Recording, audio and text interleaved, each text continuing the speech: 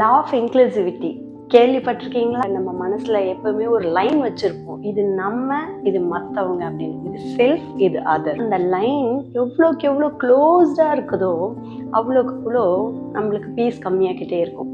இப்போ நம்ம ரொம்ப பீஸ்ஃபுல்லாகவும் ரொம்ப லவ்விங்காகவும் இருக்கணும்னா அந்த லைனை கொஞ்சம் எவ்வளோக்கு எவ்வளோ எக்ஸ்டெண்ட் பண்ணி அவுட்டர் வேர்ல்டுக்கு எடுத்துகிட்டு போகிறீங்களோ அவ்வளோக்கு அவ்வளோ நீங்கள் பீஸ்ஃபுல்லாக இருப்பீங்க.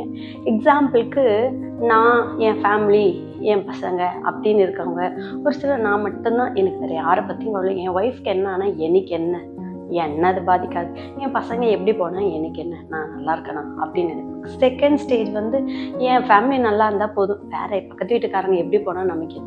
தேர்டு வந்து நம்ம ஊர் தான் முக்கியம், அதை தாண்டி யாரும் யோசிக்க மாட்டாங்க. ஸோ அந்த லைனை எவ்வளோக்கு எவ்வளோ நம்ம எக்ஸ்டெண்ட் பண்ணுறோமோ அவ்வளோக்கு அவ்வளோ நம்ம ரொம்ப லவ்விங்காகவும் ரொம்ப எம்பத்தியோடும் இருப்போம். இந்த லைனை எப்படி எக்ஸ்டெண்ட் பண்ணுறதுன்னு கேட்டிங்கன்னா, நம்ம செல்ஃபில் எல்லாத்தையும் இன்க்ளூட் பண்ணிக்கணும். எதெல்லாம் இன்க்ளூட் பண்ணிக்கணும்?